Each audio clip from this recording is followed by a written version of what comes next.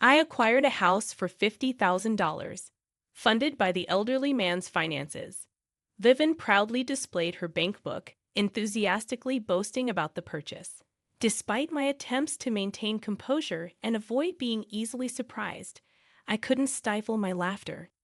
In this moment, Vivian questioned my amusement, prompting me to explain. However, instead of expressing shock, I continued to laugh heartily in her presence. After a prolonged bout of laughter and the inability to articulate words, I regained my composure. Addressing Vivian, I apologized, saying, "Sorry for you." She seemed perplexed, prompting me to sadly point at the bank book she held. "My name is Rita, and ever since I married a man 10 years my senior, I've been a target of gossip. My husband, already wealthy with multiple companies and ample resources, was considered a catch. People assumed I married him for his money, given the age difference. However, the truth was different. My husband had experienced poverty in his earlier life, abandoned by his gambling-addicted father, leaving him and his mother in a small apartment. As the landlord's daughter in that building, I had no peers my age. Consequently, my future husband, 10 years older than me, became my playmate. Despite my attraction to him, I never coveted his wealth. Our paths diverged when he moved to New York, but we continued corresponding. Each time I confessed my feelings, he responded with a dismissive, "When you're older." This pattern persisted through middle school and high school. Despite the rejection, I remained steadfast. Even when he told me I was too young in high school, I persisted. Our connection endured during his time away, and when I entered university, he issued a conditional response. He suggested that if, after broadening my perspectives and meeting new people, I still harbored feelings for him, he would reciprocate. Throughout my 4 years at university, my unwavering feelings persisted. Upon graduation, I confessed once more. Bashfully, he admitted, "You're the only one who's loved me this much." And we officially began dating. At 23, fresh out of university and embarking on my career, I shared my life with a man of 33 who had already established himself in New York with successful business ventures. Eager to marry him, I patiently awaited his promise to tie the knot once his company achieved success. Living together, I diligently managed household chores and prepared his favorite meals, all the while questioning if he truly cared for me. Direct inquiries led him to admit that he initially considered my affection during our elementary and middle school years as a mere childish crush. However, as my declarations persisted through high school and college, he began to feel shy and acknowledge the depth of my feelings. Worried during my college years that I might find someone else, he shared that he had never dated before due to focusing on studying and overcoming his impoverished background. Despite the skepticism surrounding our age gap, we were confident in our commitment and dismissed the notion of betrayal. With a $12 million asset, we encountered assumptions that our relationship was driven by financial motives or future insurance benefits. While some recognized our long history, others stubbornly clung to stereotypes about wealthy individuals. In social settings, gossip surrounded us, but my husband, despite the frowns, encouraged me to ignore it. Unaffected by external opinions, our love remained steadfast, bolstered by my husband's unwavering trust. Several years into our marriage, we welcomed our eldest son, Peter, followed by our second son, Dan, the next year.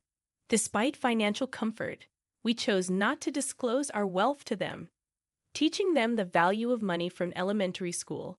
They received allowances for household chores and learned financial management through unique piggy banks and account books.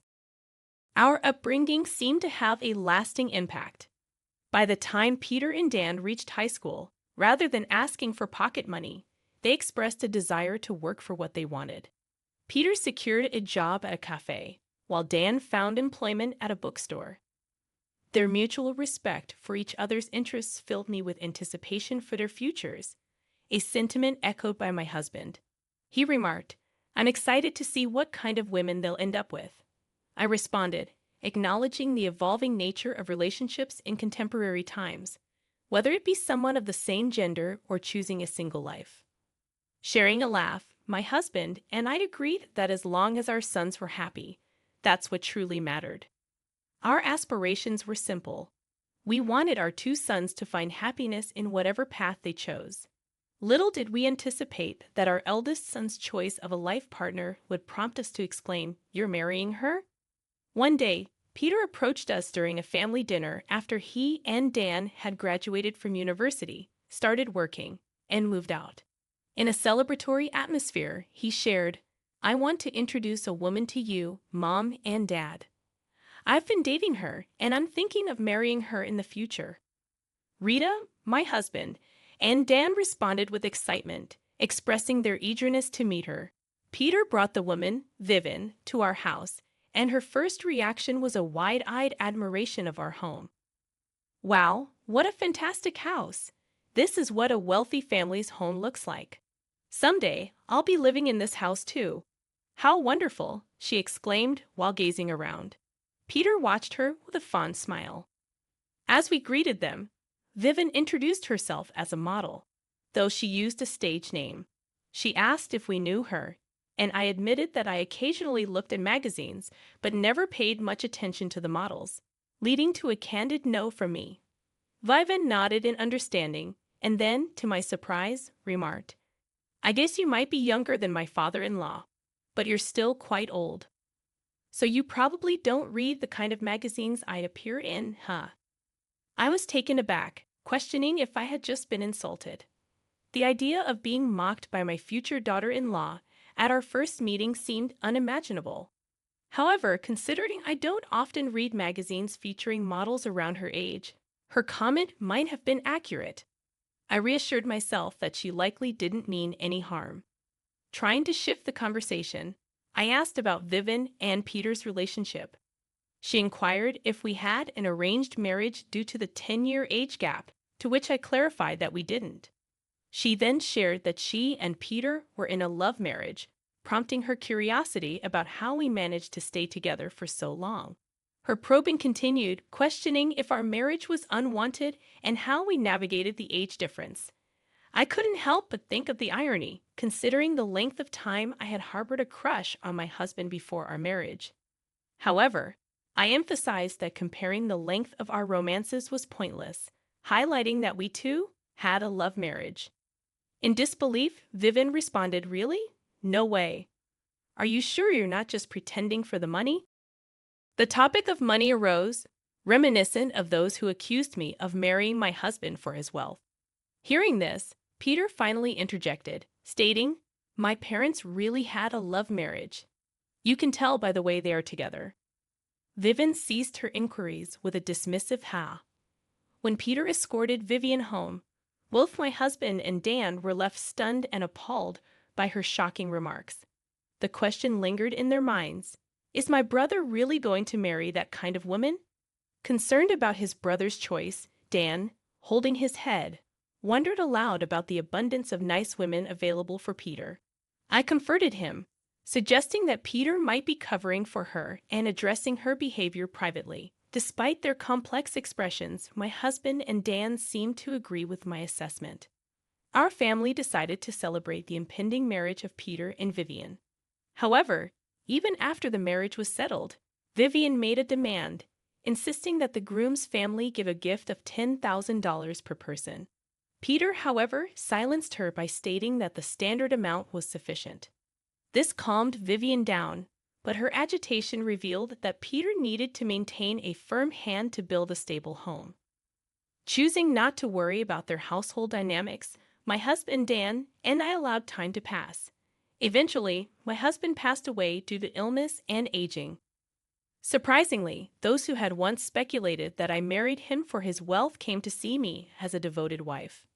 People who had the chance to speak with my husband knew that he had cleared up any misunderstandings about our relationship. At the funeral, no one cast suspicious glances my way. However, one person stood out with eyes shining with excitement: Vivian, Peter's wife. She maintained silence during the funeral, but shortly after, she visited our house, proudly displaying a bank book. With a smirk, she announced, "I've always been stopped by Peter, but this time he agreed with my plan. It's the end for you now." Confused by her cryptic words, I had no idea what she meant by the end.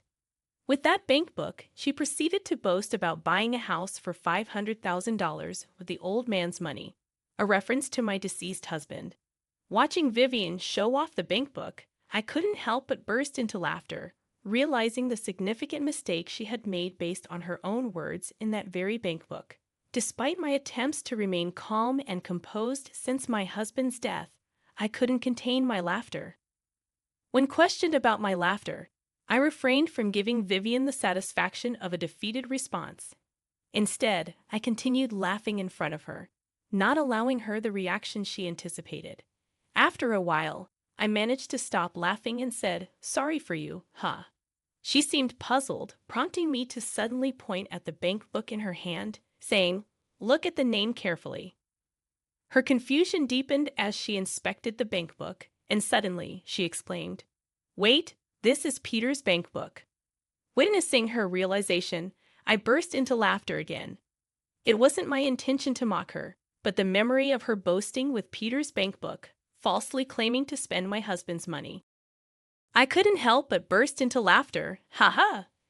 The first character of Peter's name and my husband Paul's name are the same, right? So ha ha ha, you got it mixed up, I chuckled. Vivian, flustered, pleaded, "Hey, wait, don't laugh at me." I seriously thought it was my father-in-law's bank book, but I even took his ID. I borrowed it after the funeral from where? From a black bag everyone carries to a funeral. Hi ha ha, I continued laughing, holding my stomach. As it turned out, the bag from which she took the bank book belonged to her own husband, Peter. She had mistakenly believed it to be my deceased husband's bank book. But I bought a house for $500,000 with it. Do you have $500,000 to borrow a house? Would you pass the mortgage screening? She stammered. Well, that Peter was with me, so I had him do it, I replied, finding the situation increasingly hilarious. Vivian had discovered the bank book in her husband Peter's bag and must have suggested buying a house with the account holder Peter. Seeing the amount in the bank book, she proposed buying a house for $500,000. Since Peter and Vivian were living in an apartment, Peter might have thought it was time to buy a house. For Peter, it was simply buying a house with his own earned money, but Vivian mistook it for my husband's bank book and thought she could use it. Not being the account holder, I assumed it was the bank book with my husband's insurance money in it. As the beneficiary of my husband's insurance, any money transferred would go into my account. Besides, normally, you can't use the account of someone who has passed away. Vivian's face turned red at my words. Soon after, Peter and Vivian's parents appeared at our house.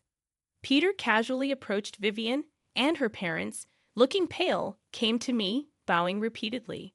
They'd apologized for their daughter's rudeness. As I listened, surprised, Vivian's parents explained what had happened.